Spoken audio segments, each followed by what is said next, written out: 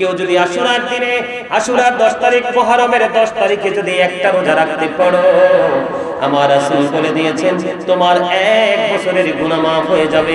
কিন্তু অন্য হাদিসের মধ্যে এসেছে, আমার রাসূল জানিয়ে দিয়েছে এই মুহররমের 10 তারিখে কেউ যদি একটা রোজা রাখতে পারে রে, আমার আল্লাহ তার 40 বছরের গুনাহগুলি মাফ করে দেয়। কয়টা রোজা? একটা রোজা। কয়টা রোজা? কেউ যদি মুহররমের 10 তারিখে একটা রোজা রাখতে পারো, 40 বছরের গুনাহ আমার আল্লাহ মাফ করে দিবে। জোরে জোরে বলুন সুবহানাল্লাহ। কারণ বনি ইসরাঈলের জন্য এই মুহররমের 10 তারিখে একটা রোজাই তাদের জন্য ফরজ ছিল। এই জন্য আমার নবীজি বলে দিয়েছে, রমজানের রোজার পরে সবচেয়ে উত্তম রোজা হলো মুহররমের 10 তারিখের রোজা। মুহররমের 10 তারিখে দিনের বেলা কেউ যদি নফল নামাজ পড়ে, আল্লাহ রাব্বুল আলামিন তার জন্য জান্নাতের সকল নিয়ামত বরাদ্দ করে দিবে। কি করে দিবে? জান্নাতের সকল নিয়ামত বরাদ্দ করে দিবে। এটা আল্লাহ রাব্বুল আলামিন আমাদের জন্য বরাদ্দ করে দিয়েছে। এই জন্য আমি গত বছর যখন ওয়াজ করেছিলাম, নামাজের সূরার কথা বলেছিলাম, কিন্তু এই বছর অনেকে ফোন দিয়ে বলেছে, হুজুর এই সূরা তো পড়তে পারি না, আমরা কি করব? আমি বলেছি কোনো সমস্যা নেই, আপনি যেই সূরাটা সহিহ শুদ্ধভাবে পড়তে পারেন আপনি ওই সূরাটাই পড়ে নেবেন। নিয়ামত একটা নামাজ হলো 4 রাকাত। মুহররমের 10 তারিখে সুবহে সাদিকের পূর্বে পড়তে হবে 2 রাকাত করে 4 রাকাত। জোরে জোরে সুবহানাল্লাহ। কোন সময়? 10 তারিখ, তার মানে শনিবার রাত্রে, রবিবার না। কারণ রবিবার মাগরিব পর্যন্ত, মাগরিবের আগ মুহূর্ত পর্যন্ত, আগ মুহূর্তে 10 তারিখ শেষ। এই জন্য শনিবার রাত্রে কেউ যদি আল্লাহর পক্ষ থেকে ওই জান্নাতের নিয়ামত যদি কেউ বরাদ্দ নিতে চায়, আমি আমার ভাই, আমার বাবা, বিশেষ করে আমি আমার মা বোনদেরকে বলবো, যেই যেখান থেকে আমার আলোচনা শুনছে আপনাদের সবাইকে বলবো, ওই রাত্রিতে আজকে কি রাত? আজকে হলো বৃহস্পতিবার, আজকে জুম্মার রাত। আজকে কি বৃহস্পতিবার? আজকে জুম্মার রাত, আজকে রাত্রে, আগামী কালকে রাত্রে, তার মানে আগামী কালকে রাত্রে যারা রোজা রাখবে সেহরি খাবে, যারা রোজা রাখবে তারা আগামী কালকে থেকে সেহরি খাবে। কি করবে? আগামী কালকে রাত্রে সেহরি খাবে। তার কারণ হলো আমার নবীজি হাদিস শরীফের মধ্যে এসেছেন, মদিনাতুল মুনাওয়ারায় যখন আমার নবী আসলেন, আসার পরে দেখলেন ইহুদিরা রোজা রাখতেছে। কি করতেছে? ইহুদিরা রোজা রাখে। আমার নবীজি প্রশ্ন করলেন, কি ব্যাপার তোমরা আজকের দিনে রোজা রাখো কেন? আজকের দিনে রোজা রাখার কারণ হলো আল্লাহ রাব্বুল আলামিন ওই মুহররমের 10 তারিখে মুসা কালিমুল্লাহকে তার সঙ্গীদেরকে ওই লোহিত সাগর পার করে দিয়েছেন। কি করেছেন? কথা বলে না কেন? পার করে দিয়েছেন। আর ফেরাউন এবং তার দলবলকে ওই লোহিত সাগরে ডুবিয়ে মেরেছেন। এই জন্য মুসা কালিমুল্লাহ রোজা রেখেছিলেন, আমরা রোজা রাখি। জোরে জোরে কন্যা সুবহানাল্লাহ। আমার নবীজি বলেছেন আমরা আগামী বছর থেকে 9 তারিখ সহ রোজা রাখবো। কয় তারিখ? আমরা 9 তারিখ সহ রোজা রাখবো। জোরে জোরে কন্যা সুবহানাল্লাহ। আমরা 9 তারিখ সহ রোজা রাখবো, কারণ আমরা ইহুদিদের ব্যতিক্রম করব, আমরা ইহুদিদের মতো করব না। তার মানে মুহররমের 10 তারিখে শুধু রোজা রাখলে চলবে না, আমার নবীজির কথা অনুযায়ী আমরা 9 তারিখে রোজা রাখতে হবে। ঠিক কিনা বলেন? কত তারিখ? আমাদের হিসাব মতো, এই বছরের হিসাব অনুযায়ী আমরা আগামী কালকে শুক্রবার জুম্মার দিন, জুম্মার রাতে সেহরি খাবো, শনিবার রোজা রাখবো, শনিবার রাতে সেহরি খাবো, রবিবার রোজা রাখবো। 2টা রোজা রাখবো। আমি হাদিস শরীফের মধ্যে বিভিন্ন হাদিসে বিভিন্ন রকমের বর্ণনা পেয়েছি।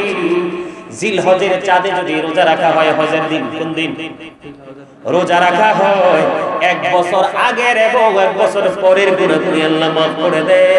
এক হাদিসের মধ্যে এসেছে, আমার রাসূল বলে দিয়েছেন, কেউ যদি আশুরার দিনে, আশুরার 10 তারিখ, মুহররমের 10 তারিখে যদি একটা রোজা রাখতে পারো, আমার রাসূল বলে দিয়েছেন তোমার 1 বছরের গুনাহ মাফ হয়ে যাবে।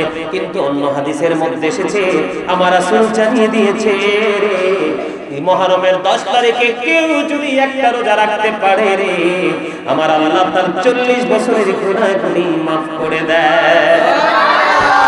কয়টা রোজা? একটা রোজা কয়টা রোজা? কেউ যদি মুহররমের 10 তারিখে একটা রোজা রাখতে পারো 40 বছরের গুনাহ আমার আল্লাহ maaf করে দিবে। জোরে জোরে বলুন সুবহানাল্লাহ। কারণ বনি ইসরাইলের জন্য এই মুহররমের 10 তারিখে একটা রোজাই তাদের জন্য ফরজ ছিল। এই জন্য আমার নবীজি বলে দিয়েছে রমজানের রোজার পরে সবচেয়ে উত্তম রোজা হলো মুহররমের 10 তারিখের রোজা। এত আস্তে সুবহানাল্লাহ বললে হবে? আমার লোকগুলা দিলে ওয়াজ ভুলে গেছে। সুবহানাল্লাহ তো জান্নাতের ফল। কিসের ফল? জান্নাতের ফল। নবীজি বলেছেন তোমরা যখন জান্নাতের বাগানে যাও ওখান থেকে জান্নাতি ফল খেয়ে নিও। এই জান্নাতি ফলের মধ্যে একটা হলো সুবহানাল্লাহ। নবীজি বলেছে রমজানের রোজার পরে সবচেয়ে উত্তম রোজা হলো মুহররম মাসের রোজা। আর ফরজ নামাজের পরে সবচেয়ে উত্তম নামাজ হলো রাতের নামাজ। কোন নামাজ? ফরজ নামাজের পরে সবচেয়ে উত্তম নামাজ হলো রাতের নামাজ। এই জন্য আমি বলে দেই কেউ আল্লাহ রাব্বুল আলামিনের দিদার পেতে হলে নিয়ামত প্রাপ্ত বান্দাদের অন্তর্ভুক্ত হতে হলে আমি সবাইকে বলে দেব আপনার জন্য অবর্ণনীয় নিয়ামত আমার আল্লাহ জান্নাতে বরাদ্দ করে রেখে দিয়েছে। আপনি শনিবার রাতে এই বছর 2025 সালের শনিবার রাত্রিতে, তার মানে আগামী দিন জুম্মা, এর পরের দিন হলো শনিবার রাত্রিতে বেশি না পারলেও সুবহে সাদেকের পূর্বে 4 রাকাত নামাজ নফল নামাজ পড়বেন। আপনার জন্য আল্লাহ রাব্বুল আলামিন জান্নাতে সকল নিয়ামত বরাদ্দ রেখেছে। আর যারা সুবহানাল্লাহ আর বলে না হুজুর আমি 4 রাকাত পড়ব না, আরো বেশি পড়ব। আরো বেশি পড়লে তো আরো বেশি ফজিলত, আরো বেশি নিয়ামত, আরো বেশি মজা। ইরশাদুত তালিবিন কিতাবের মধ্যে এসেছে আল্লাহ রাব্বুল আলামিন জিবরাইল আলাইহিস সালামকে ডাক দিয়ে বললেন, রে জিবরাইল আমি তো তোমাকে নফল ইবাদত করার জন্য অর্ডার করিনি, কিন্তু তুমি নফল ইবাদত করেছো কেন রে জিবরাইল? এবার জিবরাইল উত্তর দিয়েছেন আল্লাহ তুমি তো আমাকে 600 ডানা দিয়ে সৃষ্টি করেছো, এই জন্য কৃতজ্ঞতা স্বরূপ আমি কি করেছি 30,000 বছর নফল ইবাদত করেছি। আমার আল্লাহ একটা ডাক দিয়ে বললেন জিবরাইল তুমি সাক্ষী থাকো আমার হাবিবের উম্মতগুলো অল্প কিছু সময় যদি নফল ইবাদতের মধ্যে কাটায় আমি তাদেরকে অদ্বিতীয় জান্নাত দিয়ে পুরস্কৃত করব। তাহলে নফল ইবাদত বেশি করলে লাভ না লস, নাকি কম করলে লাভ? আমরা বেশি বেশি করে করব, কারণ ইবাদত যত বেশি করা যায় আল্লাহকে তত বেশি খুশি করা যায়। আর এটা নিজের জন্যই বড় নিয়ামত। মনে থাকবো তো? আমি আপনাদেরকে বলে দেই কেউ যদি মুহররমের 10 তারিখে কোন রোজাদারকে ইফতারি করায় তাহলে সে যেন গোটা মুসলিম জাতিকে ইফতার করালো, ওই পরিমাণ সওয়াব তার আমলনামায় দেওয়া হবে। সুবহানাল্লাহ। আরো জোরে কেউ যদি এই মুহররম মাসের 10 তারিখে রোজা রাখে 10,000 ফেরেশতার সমতুল্য মর্যাদা তাকে দেওয়া হবে। সুবহানাল্লাহ সুবহানাল্লাহ। আমার রাসূল বলে দিয়েছেন হাদিস শরীফের মধ্যে এসেছে কেউ যদি এই মুহররম মাসে কোন এতিমের মাথায় আন্তরিকতার সাথে মহব্বতের সাথে প্রাণ উজাড় করে কেউ যদি কোন এতিমের মাথায় যদি মুহররম মাসে হাত বুলিয়ে দেয় আমার রাসূল জানিয়ে দিয়েছে আমার আল্লাহ খুশি হইয়া ওই যে এতিমের মাথায় হাত বুলিয়ে দিল তার মাথায় এতিমের মাথায় যত চুল তত সমপরিমাণ নেক তার আমলনামায় দেওয়া হবে। কেউ যদি মুহররমের 10 তারিখে কোনো অসুস্থ রোগীকে সেবা করে কি করে? এখানে কিন্তু দুই ধরনের আলোচনা। মুহররমের 10 তারিখ যদি হয় একরকম আর অন্য সময় যদি হয় আরেক রকম। অন্য সময় নিয়ে আমি আলোচনা আগে করে রেখেছি। আমার রাসূল জানিয়ে দিয়েছেন কেউ যদি অসুস্থ রোগীকে যদি কেউ সেবা করতে দেখতে যায় যতক্ষণ না পর্যন্ত সে ঘরে ফিরে না আসবে তার আবাসস্থলে ফিরে না আসবে ততক্ষণ পর্যন্ত সে যেন জান্নাতি ফল কুড়াইতে থাকলো। সুবহানাল্লাহ। কি করতে থাকলো? সে যেন জান্নাতি ফল কুড়াইতে থাকলো। আমার রাসূল বলে দিয়েছেন কেউ যদি সকালে যায় বিকালে আসে অথবা বিকালে যায় আবার পরের দিন সকালে আসে, কোন অসুস্থ রোগীকে দেখতে যায় অথবা তাকে সেবা করতে যায়, আমার নবীজি বলেছেন তুমি সকালে গেলে তুমি বিকালে ফিরে আসলে এই সময় পর্যন্ত তোমার জন্য 70,000 ফেরেশতা তোমার জন্য আমার আল্লাহর কাছে মাগফিরাত কামনা করতে থাকে। কিন্তু এই মুহররমের 10 তারিখে যদি কোনো মানুষ কোনো অসুস্থ রোগীকে যদি সেবা করে, সমস্ত মুসলিম উম্মাহকে সেবা করার সওয়াব তার আমলনামায় দেওয়া হবে। জোরে জোরে সুবহানাল্লাহ, আর জোরে সুবহানাল্লাহ। এই জন্য যদি আচরণ ঠিক কিনা, আর জোরে, এই জন্য আমি সবাইকে বলবো এই মুহররমের 10 তারিখে যদি সম্ভব হয় কোন এতিমকে খাইয়ে দিবেন, কোন এতিমের মাথায় হাত বুলিয়ে দিবেন। এই মুহররম মাসে যদি সম্ভব হয় একটা সুন্দর করে মিলাদ মাহফিলের আয়োজন করবেন। মুহররম মাসে যদি সম্ভব হয় ওই ইরাকের রায় শহরের ঘটনা থেকে আমি বুঝিয়ে দিয়েছি, এতিম অসহায় মানুষকে দান সাদাকা করে দিবেন, কারণ এটা হলো ঈমানদারের জন্য সবচেয়ে বড় নিয়ামত। আর জোরে বলেন না সুবহানাল্লাহ। ঈমানদারেরা এটাকে কি করবে? ভালোবাসবে, পছন্দ করবে, ধারণ করবে। মনে থাকবে তো? কথা বলে না কেন? মনে থাকবে। বেশি বেশি করে দান সাদকা করতে হবে, বেশি বেশি করে এতিম অসহায়কে খাওয়াতে হবে, অসুস্থ কোনো মানুষ থাকলে তার সেবা যত্ন করতে হবে, বেশি বেশি করে তাওবা করতে হবে। কারণ আল্লাহ রাব্বুল আলামিন এই মুহররম মাসে আল্লাহ রাব্বুল আলামিন নিয়ামত বরাদ্দ দিয়েছেন। জোরে জোরে বলুন সুবহানাল্লাহ। আমরা এই আশুরার 10 তারিখে বরণ করব তো বাংলাদেশের প্রত্যেকটা মসজিদে মসজিদে, প্রত্যেকটা মহল্লায় মহল্লায় এই মুহররমের 10 তারিখে মিলাদ হবে, মাহফিল হবে, আশুরা নিয়ে আলোচনা হবে। কিন্তু ইয়াজিদ মার্কা, মুনাফিক মার্কা মুসলমান মৌলবীরা এই মিলাদ মাহফিল জিকির আজকারের বিরোধিতা করবে। কথা বলেন না কেন? না ভুল বললাম? করবে কি করবে না? আমি আজকে আপনাদেরকে একটা তথ্য দিতে চাই। আপনারা অনলাইন থেকে কালেক্ট করবেন ভিডিওগুলো।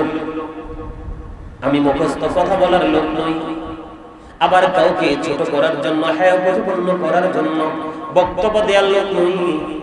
আমার টার্গেট হলো মানুষগুলোকে সঠিক পথের দিকে ধাবিত করার প্রত্যাশা নিয়ে কথা বলা। বল হুজুর কেন? আমি এই জন্য বলতে চাই, আমি আপনাদেরকে আমাদের দেশে আমি গতকালকে 2 জন মোল্লার বক্তব্য শুনেছি। 2 জন মোল্লা আমি আর ভালো করে সুন্দর করে বলতে পারলাম না, কারণ আমার রাসূল বলেছেন believers love the prophet, hypocrites don't love the prophet।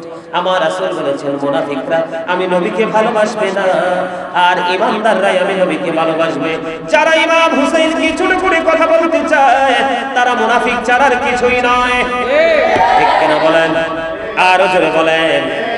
আমার রাসূল অত্যন্ত চমৎকার ভাবে বলে দিয়েছেন, হুসাইনুম মিন্নি ওয়া আনা মিন হুসাইন।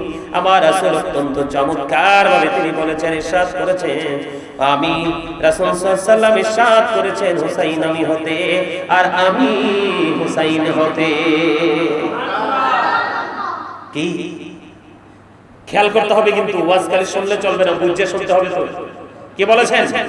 রাসূল অত্যন্ত চমৎকার ভাবে বলে দিয়েছেন, হুসাইনুম মিন্নি ওয়া আনা মিন হুসাইন। আমার রাসূল ইরশাদ করেছেন, হুসাইন আমি হতে আর আমি হুসাইন হতে। মজুরে জোরে বলেন না? তাহলে মর্যাদা ইমাম হুসাইন রাদিয়াল্লাহু তাআলা বেশি না কম? এত বেশি যেটা ঈমানদার ছাড়া অন্য কেউ উপলব্ধি করতে পারে না। কেন এই হাদিসের অংশটুকু আমি কেন শোনাইলাম? বন্ধু, হাদিস শরীফের মধ্যে আরো এসেছে, আহাব্বাল্লাহু মান আহাব্বা হুসাইনা। আমার রাসূল বলে দিয়েছেন, যে ব্যক্তি হুসাইনকে ভালোবাসবে আল্লাহ তাকে ভালোবাসবে। মানে যে ব্যক্তি ইমাম হুসাইন রাদিয়াল্লাহু তাআলাকে ভালোবাসবে আমার আল্লাহ তাকে ভালোবাসবে। তাহলে ইমাম হুসাইনের মর্যাদা আকাশ ছোঁয়া। ঠিক কি না? অত্যন্ত চমৎকার ভাবে আমার রাসূল বলে দিয়েছেন। শুধু এখানে ক্ষান্ত নয়, আমার দিকে তাকান। আমার রাসূল জানিয়ে দিয়েছেন, আমার রাসূল জানিয়ে দিয়েছেন, আল হাসান ওয়াল হুসাইন সাইয়্যিদা শাবাবি আহলিল জান্নাহ। ইমাম হাসান হুসাইন 2 ভাই জান্নাতে ঈমানদার যুবকদের সরদার লিডার। জোরে জোরে সুবহানাল্লাহ। Imam Hasan and Husain are the leader of younger people in Jannah. সুবহানাল্লাহ বলেন না? হাসান হুসাইন 2 ভাই জান্নাত, ঈমানদার যুবকদের সরদার লিডার।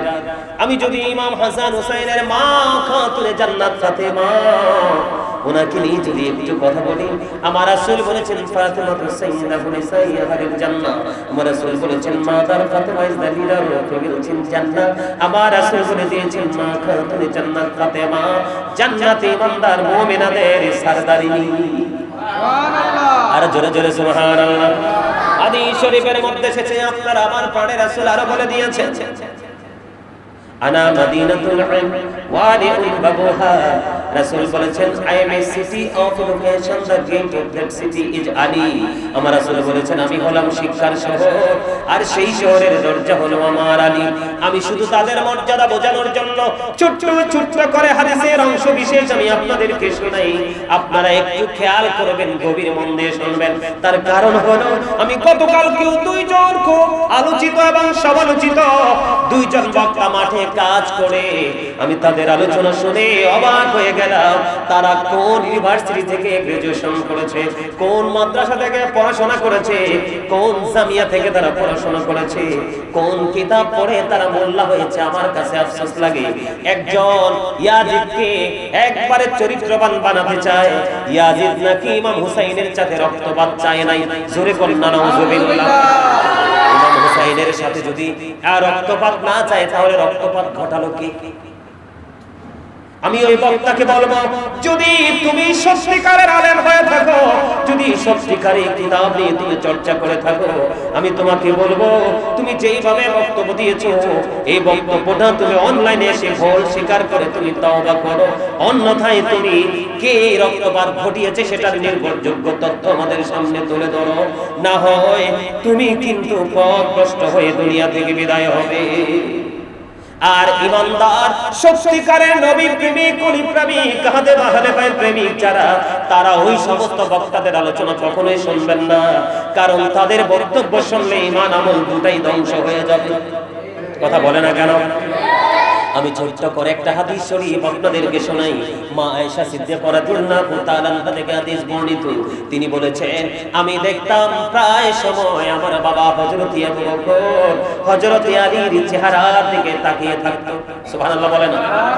এই ওয়াজে কি মন নাই? হ্যাঁ ওয়াজে মন আছে? কথা বলেন না কেন? জোরে কথা বলতে হবে তো। মা আয়েশা বললেন হযরত আবু বকর কিন্তু হিসাবে ইসলামের প্রথম খলিফা, সিদ্দিকী আকবর, যার মর্যাদা এত বেশি নবীজির সাথে জান্নাতে শুয়ে আছে। ঠিক কিনা? কাল হাসরের দিন আমার নবীজি আবু বকরকে দুই হাত মুবারকে ধরে নিয়ে জান্নাতে ঢুকবে, সাথে ওমরকে সহ নিয়ে জান্নাতে ঢুকবে। এত মর্যাদা হযরত আবু বকর সিদ্দিক রাদিয়াল্লাহু তাআলা ওনার কন্যা মা আয়েশা সিদ্দিকা রাদিয়াল্লাহু তাআলা তিনি বলতেছেন আমি বললাম আমার বাবার দিকে তাকিয়ে দেখলাম বাবা শুধু আলীর চেহারার দিকে তাকিয়ে থাকে। আমি প্রশ্ন করলাম বাবা বাবা গো আপনি কেন গো আলীর চেহারার দিকে তাকিয়ে থাকেন? আবু বকর একটা ডাক দিয়ে বললেন মা মারে হযরত আলীর দিকে তাকিয়ে থাকাও ইবাদত। আর জোরে বলেন না সুবহানাল্লাহ। একদিকে তিনি ইসলামের চতুর্থ খলিফা, আরেকদিকে তিনি নবীজির কলিজার টুকরা মা খাতুনে জান্নাত ফাতেমার প্রাণের স্বামী। আরেকদিকে তিনি নবীজি বলেছেন আমি হলাম শিক্ষার শহর, আরেকদিকে রাসূল বলেছেন সেই শহরের দরজা হলো আলী, সেই আলীর কলিজার টুকরা হলো আপনার আমার প্রাণের কলিজার টুকরা ইমাম হাসান হুসাইন দুই ভাই। জোরে জোরে বলুন না সুবহানাল্লাহ। ইমাম হাসান হুসাইনকে যে কষ্ট দেয় আমার নবীকে যেন সে কষ্ট দিল, আর আমার নবীকে যে কষ্ট দেয় তার ঠিকানা হলো জাহান্নাম। ইমাম হাসান হুসাইন আমার নবীর আহলে বাইতকে সে ভালোবাসলো, সেই যেন আমার নবীকে ভালোবাসলো, আর নবীকে যে ভালোবাসলো তার ঠিকানা হলো জান্নাত। আর সেই জান্নাতের লিডার নেতৃত্ব দেবে রাসূলের কলিজার টুকরা ইমাম হাসান হুসাইন। জোরে জোরে সুবহানাল্লাহ। আমার নবীজি ডাক দিয়ে বললেন নবীজি বললেন আল্লাহ আমি এদেরকে ভালোবাসি গো, তুমিও তাদেরকে ভালোবাসো। ইমাম হাসান হুসাইনকে ভালোবাসো, নবীর আহলে বাইতকে ভালোবাসো। তুমি যদি তাদেরকে ভালোবাসো তাহলে এই নবীকে ভালোবাসলে, তুমি যদি তাদেরকে কষ্ট দিলে তাহলে তুমি আমার রাসূলকে কষ্ট দিলে। নাউজুবিল্লাহ। আমার রাসূলকে কষ্ট দিয়ে কি কেউ সুখী হতে পারে? পারে। ইন্নাল্লাযীনা ইউসুনাল্লাহ আল্লাহ ওয়া রাসূলুহু লা'নাহুমুল্লাহু ফিদ দুনিয়া ওয়াল আখিরাহ ওয়া আ'আদ্দা লাহুম আযাবান মুহিনা।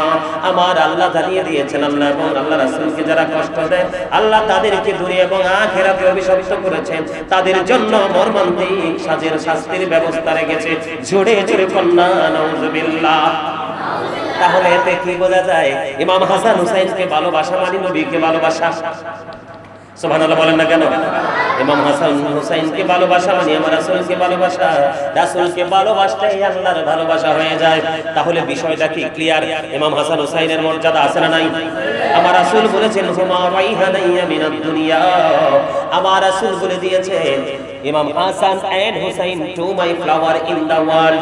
ইমাম হাসান হুসাইন দুই ভাই, আমার দুনিয়ায় দুইটা ফুল। আরো জোরে সুবহানাল্লাহ। তাহলে ইমাম হাসান হুসাইন সম্পর্কে আমরা তথ্য পেলাম মোটামুটি অত্যন্ত চমৎকার। আমি যদি ইমাম হুসাইনের চরিত্র নিয়ে কথা বলি, ওনার ক্যারেক্টার নিয়ে কথা বলি, আমার দিকে তাকান। যেই মোল্লার আজকে এই মহরম মাসে নবীর আহলে বাইতকে নিয়ে বক্তব্য না দিয়ে, নবীর আহলে বাইত সম্পর্কে মানুষকে উৎসাহিত না করে, ইয়াজিদকে ভালো মানুষ সাজানোর চেষ্টা করে, ইয়াজিদকে পুত পবিত্র করার চেষ্টা করে, ইয়াজিদকে তাবেঈদের কাতারে অন্তর্ভুক্ত করে, আমি তাদের উদ্দেশ্যে বলে দিতে চাই, ওই কথিত মৌলবীদের কথা বলে দিতে চাই। ওই মৌলবীদেরকে বলবো এবং গোটা পৃথিবীর মুমিন মুসলমানকে বলবো, ওই যে 61 হিজরিতে কারবালা হয়েছিল, ওইখানে শুধু সাধারণ মানুষ ছিল না, অসংখ্য মুফতি এবং অসংখ্য হাফেজ সাহেব ছিল। জোরে জোরে কন্যা নাউযুবিল্লাহ। আজকে ওই ইয়াজিদ বাহিনীর প্রেতাত্মারা এখন ওই বাংলার জমিন থেকে মানুষকে গোমরা করতে চায়। কি করতে চায়? গোমরা করতে চায়, পথ ভ্রষ্ট করতে চায়। এই জন্য আমি সবাইকে বলতে চাই, হৃদয় উজাড় করে শুনুন, যারা আজকে ইয়াজিদকে মডিফাই করতে চায়, তাদেরকে নির্দোষ প্রমাণ করতে চায়, টাটকা মুনাফিক ছাড়া আর কিছুই হতে পারে না। ঠিক কিনা বলেন? কারণ ইয়াজিদ এমন একজন ঘৃণ্য মানুষ, তার জীবন ইতিহাস এত নিকৃষ্ট, তাকে নিয়ে কথা বলার আমাদের কোনো রুচি নাই। কিন্তু তারপরেও ওই পাপিষ্ট ইয়াজিদের কথা, তার বাহিনীর কথা তুলে ধরতে হয়, না হয় মানুষকে বোঝানো সম্ভব হয় না। আমি আপনাদেরকে বলি, যেই মোল্লা আজকে ইয়াজিদকে ভালো সাজানোর চেষ্টা করতেছো, বক্তব্য দিতেছো, নির্লজ্জের মতো দেদারসে বক্তব্য দিতেছো, আমি তোমাদের উদ্দেশ্যে বলে দিতে চাই, ইমাম হুসাইন সম্পর্কে তথ্য ভালো করে জানো, ভালো করে ভালো মানের কিতাব পড়ো, তাহলেই তুমি সব জানতে পারবে। ইমাম হুসাইন সম্পর্কে এতক্ষণ পর্যন্ত হাদিস শরীফ থেকে অত্যন্ত চমৎকার দলিল দিয়েছি। একটু আগে কোরআন থেকে আমি দলিল দিয়েছি। আমার আল্লাহ বলেছেন, কুল্লা আসআলুকুম আলাইহি আজরান ইল্লাল মাওয়াদ্দাতা ফিল কুরবা। আমার আল্লাহ বলেছেন, হাবিব আপনি জানিয়ে দেন, আপনি যে আপনার উম্মতের জন্য রিসালাতের বাণী নিয়ে এসেছেন, আপনি তাদেরকে জানিয়ে দেন, এর বিনিময়ে আমি আমার আহলে বাইতের ভালোবাসা ছাড়া তোমাদের কাছে আর কোনো পারিশ্রমিক চাই না। তাহলে আহলে বাইতের মর্যাদা আল্লাহর কাছে আছে না নাই? রাসূলের কাছে আছে না নাই? এই জন্য আমি বলি, ইমাম হুসাইনের চরিত্র ছিল অত্যন্ত গুড, ক্যারেক্টার সম্পূর্ণ। তিনি একজন মুহাদ্দিস ছিলেন, অবন্ধ তিনি তার নানা থেকে হাদিস বর্ণনা করেছেন, এবং ইমাম হুসাইন রাদিয়াল্লাহু তাআলা আনহু নিজে পায়ে হেঁটে হেঁটে কমপক্ষে 25 বার তিনি হজ করেছেন। জোরে জোরে কোন সুবহানাল্লাহ। সেই মৌলবীরা ইমাম হুসাইনকে বাদ দিয়া যিনি প্রশংসা করে, তাদের উদ্দেশ্যে আমি বলে দিতে চাই, ভালো করে ইমাম হুসাইনকে চিনো, জানো, ভালো করে তথ্য তুমি সংগ্রহ করো। একদিনে ফকির আসছেন সাহায্যের জন্য ইমাম হুসাইন রাদিয়াল্লাহু তাআলা আনহুর কাছে। ইনি বললেন, না না না, তুমি একটু অপেক্ষা করো, আমার কাছে তোমাকে দেওয়ার মতো কিছুই তো নেই, তুমি বড় বসো, আমার কাছে আসলে আমি তোমাকে দিয়ে দিব। সঙ্গে সঙ্গে কিছুক্ষণ পরে 7 থলে দিরহাম আসলো। কত থলে? কথা বললাম, দরের সোজা কথা 7 ব্যাগ টাকা বা মুদ্রা যেটাই বলেন, কি 7 ব্যাগ? কত ব্যাগ? 7 ব্যাগ। ও বন্ধু, 7 ব্যাগ 7 থলে দিনার নিয়ে আসলো। আসার সঙ্গে সঙ্গে ওই যিনি সাহায্য চেয়েছে ইমাম হুসাইন সঙ্গে সঙ্গে তাকে সবগুলো দিয়ে দিয়েছে। জোরে জোরে সুবহানাল্লাহ। আর আমরা পাইলে শুধু পকেটে ঢুকাই, কি করে? আর যেই মৌলবীর আজকে ইয়াজিদের প্রশংসা করে, তারাই বেশি পকেটটাতে চেইন লাগাইয়া টাকা ঢুকায়, যেন কোনোভাবেই না পড়ে। ঠিক না বেঠিক? আরে কথা বলে না কেন? ঠিক না ঠিক? আমার বানানো কথা নয়, প্র্যাকটিক্যালি দেখা। ইমাম হুসাইন সাহায্য করেছে। আর আমরা যেই মৌলবীরা ইমাম হুসাইনকে বাদ দিয়ে আশুরা ইয়াজিদ দিয়ে কথা বলে, তারা মানুষের কাছ থেকে খুঁজে খুঁজে পকেটে ঢুকায়। তাইলে ইমাম হুসাইনকে পছন্দ হবে কিভাবে, ভালো লাগবে কিভাবে? এই জন্য ইমাম হুসাইন রাদিয়াল্লাহু তাআলা আনহু তিনি এমন চরিত্রের মানুষ ছিলেন, একবারে একটু পরে তিনি শাহাদাত বরণ করবেন, পৃথিবী থেকে বিদায় হয়ে যাবেন। এখন কি নামাজের সময়? কয় হ্যাঁ, নামাজের সময় সীমার, আমাকে তুমি নামাজটা পড়ার সুযোগ দাও। তিনি কি করলেন? তিনি কি করলেন? শহীদ হওয়ার পর বক্ষণ আল্লাহর কুদরতি কদমে নামাজের মাধ্যমে সেজদা দিয়ে তিনি চলে গেলেন। এর নাম হলো হুসাইন। এটা কোনো নাম না, এটা হলো কোল কিনারাহীন এক মহাসমুদ্র, যাকে নিয়ে লেখে শেষ করা যায় না। ইমাম হুসাইনকে নিয়ে লিখতে গেলে পৃথিবীর কলম কালি শেষ হয়ে যাবে, তবু লেখা শেষ হবে না। গোটা পৃথিবীর কাজগুলো দিয়ে যদি তুমি কলম বানাও, কলমগুলো শেষ হয়ে যাবে রে। ওই ইমাম হুসাইনকে নিয়ে লেখে শেষ করা যাবে না। কারণ ইমাম হুসাইন এমন একটা নাম, এমন একটা আদর্শ, এমন একটা ইতিহাস, যাকে নিয়ে লিখতে গেলে লেখক কাঁদে, লেখাও কাঁদে, কাঁদে কলম। এটা এমন একটা নাম, এমন একটা প্রেমময় নাম। ইমাম হুসাইনকে চিনতে হলে, বুঝতে হলে ইমাম হুসাইনের সাথে প্রেমের ডুরি লাগাও, তখনই তুমি চিনতে পারবে, জানতে পারবে। ও বন্ধু, আমি আপনাদেরকে বলে দিতে চাই, ইমাম হুসাইন রাদিয়াল্লাহু তাআলা এমন একজন মানুষ ছিলেন রে, এই পৃথিবীর বুকে আমি চ্যালেঞ্জ করে বলতে পারবো, বর্তমানে আমার বাংলাদেশে ইয়াজিদ মার্কা অনেক মৌলবী আছে, বড় বড় কথা বলে, বড় বড় লকব নিয়ে কথা বলে। বন্ধু, নিজের পক্ষে যখন আসে, অপরাধকেও তারা বৈধ বলে ঘোষণা দেয়। নিজের শাস্তি নিজের অনুকূলে যখন থাকে, একজন অপরাধীকে নেককার বলে তারা ঘোষণা দেয়। যখন নিজের প্রতিকূলে চলে যায়, তখন ভদ্র জেন্টেল অনেস্ট ম্যান ওই ব্যক্তিটাকে পর্যন্ত তারা নোংরামি ট্যাগ লাগাইতে দেরি করে না। আর তোমরা ইমাম হুসাইন সম্পর্কে জানো, ইমাম হুসাইনের চরিত্র কেমন ছিল। অসংখ্য ইয়াজিদ বাহিনী, অসংখ্য হায়নার মতো আক্রমণ চালিয়েছে, 61 হিজরি তিনি নির্মমভাবে অত্যাচার করেছে। ইমাম হুসাইন এমন একটা আদর্শ, এমন একটা নাম, এমন একটা ইতিহাস, যিনি সত্যের কাছে, মিথ্যার কাছে তিনি মাথা নত করেনি। সেই মৌলবীরা ইয়াজিদের প্রশংসা করে, ইমাম হুসাইন রাদিয়াল্লাহু তাআলা আনহুকে নিয়ে বিরূপ মন্তব্য করে। তারা কখনো কখনো সুবিধার জন্য অপরাধীকে কি করে পকেটে ঢুকায়, আর নিরপরাধ মানুষকে দূরে ঠেলে দেয়। কথা বলেন না কেন? বাস্তব সত্য কিনা বলেন, আরো জোরে বলেন। গত 10 মাস, 1 বছর আগের বক্তব্য, 10 মাস পরের বক্তব্য, এই মৌলবীদের এক না। তারা ইয়াজিদকে চিনবে কি করে? ইয়াজিদকে চিনার মতো সেই দুঃসাহসিক মনোভাব তাদের নাই, কারণ তাদের দৃষ্টিভঙ্গি, তাদের আকীদাই গলত। কথা বলেন না কেন? ইমাম হুসাইন অন্যায়ের কাছে মাথা নত করেনি, সত্যের জন্য তিনি জীবন দিয়ে যুদ্ধ করেছেন। ঠিক কিনা বলেন? ও বন্ধু, আরেক বক্তা দেখলাম বক্তব্য দেয়, কতলে হুসাইন আসল মে মর গিয়া জিদ হে, ইসলাম জিন্দা হোতা হে হার কারবালা কে বাপ। এই বক্তব্য নাকি ভুল? সুরে কন্যা নাউজুবিল্লাহ। তাহলে এই বক্তাদেরকে নিয়ে, মৌলবীদেরকে নিয়ে আমি কি বক্তব্য দেব? এই জন্য আমরা শুধু আহলে বাইতকে চিনলে চলবে না, আমরা আমাদের ফ্যামিলি পরিবারকে আহলে বাইতের প্রেম শিখাইতে হবে। কারণ আল্লাহ রাসূল বলেছেন, আদিবু আওলাদাকুম আলা তালাতি খিসওয়ালিন, হুব্বি নবিয়িকুম ওয়া হুব্বি আহলি বাইতিহি ওয়া আলা কিরাতিল কুরআন। রাসূল বলেছে, তোমরা তোমাদের সন্তানদেরকে 3টি বিষয় শিক্ষা দাও। একটা হলো নবীর প্রেম, এটাও ফরজ। আরেকটা হলো নবীর আহলে বাইত, নবীর পরিবারের ভালোবাসা, এটাও ফরজ। তারপরে বলেছেন কোরআন তেলাওয়াত শেখাও। জোরে জোরে কোন সুবহানাল্লাহ। ইমাম হুসাইনকে চরিত্র নিয়ে যদি আমি কথা বলি, ইমাম হুসাইন যেমনি ছিলেন দানবীর, তেমনি ছিলেন একজন মুহাদ্দিস, তেমনি ছিলেন সত্যের পথে লড়াইকারী একটা আদর্শ। বন্ধু, শুধু তাই নয়, ইমাম হুসাইন এমন একজন ছিলেন, হাসান হুসাইন 2 ভাই খেলতে বের হলো, সফরে বের হলো, হঠাৎ করে দেখতে পাইলেন এক বৃদ্ধ ওযু করে। কি করে? বৃদ্ধ ওযু করে, কিন্তু বৃদ্ধর ওযু হয় না। 2 ভাই মিলে আবার কি করলেন? বুদ্ধি করলেন। কি করলেন? 2 ভাই মিলে বুদ্ধি করলেন, ভাইয়া দেখো, ওই বুড়ো দাদু ওযু করে, তার ওযু তো হয় না। 2 ভাই মিলে আজকে বুড়ো দাদুকে ওযু শেখাবো। আমি ইমাম হুসাইনের আদর্শ চরিত্র বোঝানোর জন্য বলতে চাই, এবার নেমে চলে গেলেন ওই বৃদ্ধর কাছে। বৃদ্ধকে গিয়ে বললেন, একটা ডাক দিয়ে বললেন, দাদু। সালাম দিলেন, ভালো করে জিজ্ঞেস করলেন, কেমন আছেন? ভালো আছি।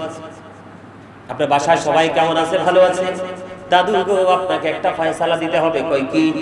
আমরা দুই ভাই মিলে ওযু করব, আপনি বলবেন কার ওযু বেশি সুন্দর। কি? এবার দুই ভাই মিলে ওযু বানালেন। ইমাম হাসান হুসাইন দুই ভাই ওযু বানালেন। ওই বুড়ো দাদু দাঁড়িয়ে দাঁড়িয়ে দেখলেন। ওযু শেষ করার পরে এবার দাদুকে প্রশ্ন করলেন, দাদু বলে দাও, আমাদের কার ওযু বেশি সুন্দর হয়েছে? এই কথা বলতে দেরি আবার ওই বুড়ো দাদু একটা ডাক দিয়ে বললেন, দাদু তোমরা কে গো? তোমাদের চেহারা এত মিষ্টি, তোমাদের চেহারা এত নূরানি চেহারা, তোমাদের এত সুন্দর ওযু আমার জীবনে কোনোদিন দেখিনি। কে তোমাদেরকে এত সুন্দর করে ওযু শিখিয়েছে? এবার হাসান হোসেন দুই ভাই ডেকে ডেকে বললেন, আমরা পৃথিবীর কোনো সাধারণ মানুষ নই, আল্লাহর প্রিয় হাবিব হাবিবুল্লাহ ইমামুল মুরসালিন রাহমাতাল লিল আলামিন, ওই আপনার প্রিয় রাসূল মুহাম্মদুর রাসূলুল্লাহ সাল্লাল্লাহু আলাইহি ওয়াসাল্লাম কলিজার টুকরা দুই নাতি ইমাম হাসান।